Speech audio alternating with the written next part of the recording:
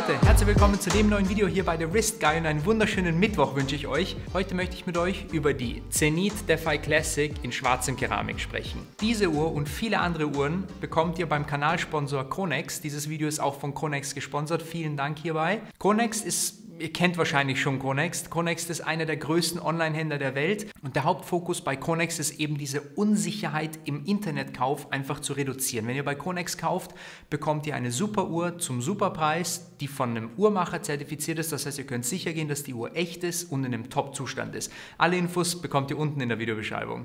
Zenith ist eine Marke, über die ich schon lange ein Video machen wollte, weil ich mich nicht so ganz entscheiden kann, was ich davon halten will eigentlich. Weil ich mag die Marke sehr gerne, ich finde Zenith cool, ich finde Zenith sympathisch, aber irgendwie schaffen die es nicht, mich so richtig abzuholen. Lasst es mich erklären. Zenith ist eine sehr alte Firma. Zenith gibt es seit 1850 oder sowas und Zenith war vor allem in der Mitte des letzten Jahrhunderts bekannt durch, wir wissen es alle, durch das Werk El Primero. Das war der erste voll integrierte automatische Chronograph der Welt. Manche diskutieren eben, ob Zenith der erste war oder Seiko der erste war. Aber Fakt ist, dass El Primero Werk von Zenith war. Zumindest einer der ersten oder der zweite. Das Werk ist schon beeindruckend, weil es halt ein High-Beat-Werk ist. Das heißt, es schlägt mit 36.000 Halbschwingungen. Das merkt ihr daran, dass anstatt bei einem herkömmlichen Automatikwerk, wo der Sekundenzeiger 8-mal pro Sekunde tickt, bei einem El Primero Werk der Sekundenzeiger 10-mal die Sekunde tickt. Das heißt, theoretisch könnt ihr mit einem El Primero Werk ein Zehntel der Sekunde stoppen. Und wie so viele Marken hat Zenith eben den Höhepunkt gehabt in den 50er, 60er, 70ern, wo eben das El Primero Werk rauskam und wo sie halt die ganzen ikonischen Modelle das erste Mal vorgestellt haben.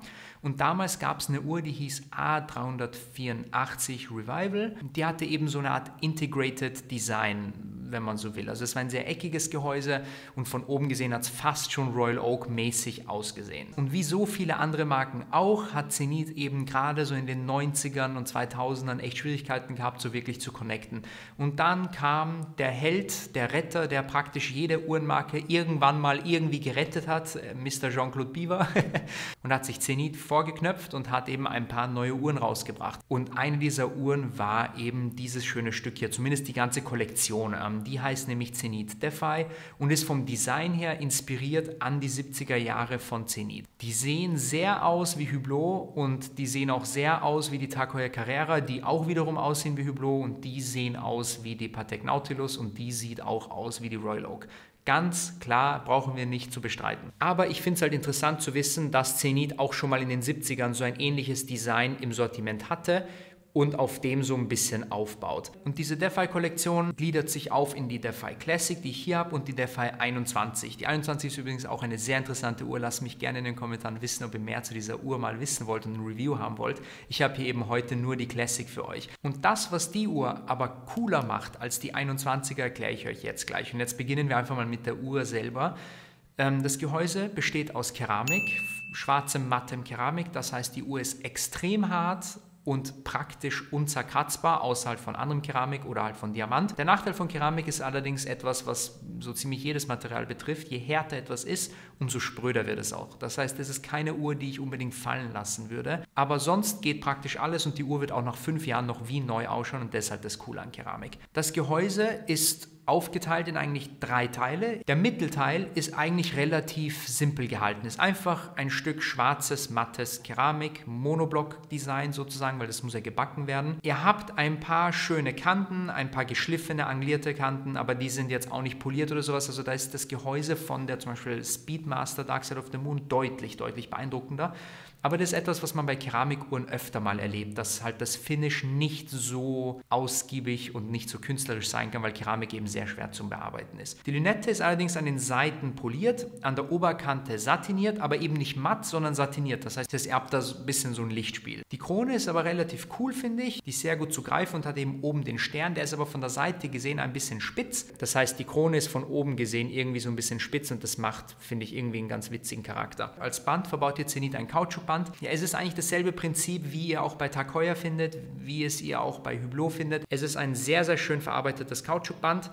Dieser längere Teil faltet sich hier so drunter, das heißt von oben gesehen habt ihr so einen schönen Abschluss. Die Schließe ist schön gemacht, das ist übrigens kein Keramik, diese Schließe ist beschichtetes Titan. Ihr habt einen Zweifachdrücker, das heißt, das geht jetzt nicht irgendwie so unabsichtlich auf und hier habt ihr dann nochmal den Stern drinnen verbaut. Es ist eigentlich dasselbe Ding wie Hublot auch verbaut, nur halt auf Zenit angepasst. Aber wir sind natürlich alle hier wegen diesem Ziffernblatt, denn die neue Defy-Kollektion hat skelettierte Blätter. Manche mögen das, manche nicht. Ich mag skelettierte Blätter, wenn ich sie sehe, aber nicht, wenn ich sie trage. Und ich sage jetzt wieso. Aber erstmal muss ich sagen, die Verarbeitung ist wirklich top gelöst. Also dieses Blatt ist wirklich so schön in den Makroaufnahmen zu sehen. Es hat so viele Details, es verbindet auch so ein bisschen dieses Stern-Logo mitten im Design in den skelettierten Brücken. Ihr seht auch die Unruh da drinnen, ihr seht das Ankerrad da drinnen, ihr seht auch dieses Silizium-Zahnrad da drinnen, was so leicht lila schimmert, weil es eben aus Silizium ist, und das Ding hat auch den Stern drinnen von Zenit. Also es ist ein kleines, ja, ist halt einfach so ein Beweis, dass Zenit halt da wirklich Liebe ins Detail hat. Die Zeiger sind relativ dick,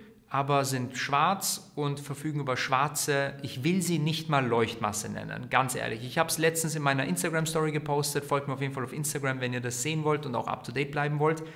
Das Ding leuchtet praktisch 0, Nüsse, wirklich. Es hat eigentlich keine Leuchtmasse. Das heißt, wir haben hier eine schwarze Uhr mit einem dunkelgrauen Ziffernblatt, mit dunkelgrauen Zeigern, mit schwarzer Leuchtmasse. Das heißt, diese Uhr ist dementsprechend nicht unbedingt gut abzulesen. Und das ist auch eine der Dinge, die mich ein bisschen an dieser Uhr stören. Aber okay, bei dieser Uhr wollt ihr nicht unbedingt die Uhrzeit ablesen, ihr wollt das wunderschöne Werk sehen. Als Werk verbaut hier Zenit das Werk, das sie auch bei der Elite-Serie verbauen. Es ist ein Dreizeigerwerk mit Datum. Es ist jetzt nicht so was Besonderes, aber Zenit verarbeitet das ganz schön, weil ja, wenn man halt ein Ziffernblatt skelettiert, kann man sich nicht vor einer schlechten Verarbeitung verstecken und das weiß Zenit auch und deswegen kriegt ihr da ein echt top verarbeitetes Werk. Das Werk könnt ihr sowohl von vorne eben als auch von hinten durchsehen. Und ihr habt da wirklich einen eigenen Rotor, der ist sehr schön gemacht mit verschiedenen Finishes. Auch die Brücken sind alle schön in Grau gehalten. Also diese Uhr ist extrem, extrem industrial und modern gefertigt. Und das ist halt etwas, was ich an der Uhr mag und halt nicht mag. Weil ich mag es, dass sie innovativ ist. Ich mag es, dass sie aus Keramik ist. Ich mag, dass das Werk cool verarbeitet ist. Ich mag es, wie sich die Uhr am Arm trägt, weil sie einerseits sehr, sehr zurückhaltend ist, aber andererseits auch irgendwie modern und cool und sehr interessant ist. Sie ist ziemlich, ziemlich flach, wie ihr sehen könnt. Das Band ist eines der bequemsten Kautschukbänder, die ich in meinem Leben jemals gesehen habe oder getragen habe. Die Uhr ist wasserdicht auf 100 Meter, das heißt, ihr könnt damit auch problemlos schwimmen. Alles super an der Uhr. Es ist aber irgendwie so ein bisschen emotionslos für mich. Es ist zu technisch und ich finde, so ein Teil der Schönheit bei einer Uhr ist halt auch so ein bisschen diese Magie. Ich kann es ein bisschen schwer erklären. Aber wenn ich jetzt zum Beispiel eine Uhr habe wie die Black Bay, da kann ich das Werk nicht sehen. Und das Ding arbeitet und zeigt mir die Uhrzeit und ich weiß, es ist mechanisch und ich verstehe nicht zu 100%, wie das funktioniert, aber so ungefähr. Aber es ist so ein bisschen so ein Mysterium da drinnen. Und die Uhr ist halt nackt. Da seht ihr halt wirklich alles, was da drinnen ist. Ihr seht alles, wie es funktioniert und keine Ahnung. Das entmystifiziert so ein bisschen die mechanische Uhr, finde ich. Die entromantisiert sie so ein bisschen. Also es ist jetzt einfach nicht mehr so was Emotionales, sondern es ist einfach so klipp und klar technisch auf den Punkt gebracht. Es hat eine Coolness, verliert aber auch irgendwie Emotionen. Und deswegen ist die Uhr jetzt nicht unbedingt was für mich. Heißt aber nicht, dass die Uhr schlecht ist, sie ist einfach nur nicht unbedingt was für mich. Aber mich würde es auf jeden Fall interessieren, was ihr denn von dieser Uhr haltet. Wie findet ihr diese Uhr? Lasst mich unten in den Kommentaren wissen. Ich habe jetzt gerade einen Fehler im Set entdeckt, nämlich Darth Vader ist nicht da, wo er sein soll. Entschuldigt mich einen Moment. Viel besser. Wie konnte ich Darth Vader vergessen? Die Uhr hat einen Listenpreis von 7.400 €, aber beim Kanalsponsor Connex bekommt ihr diese Uhr für 5.720 €.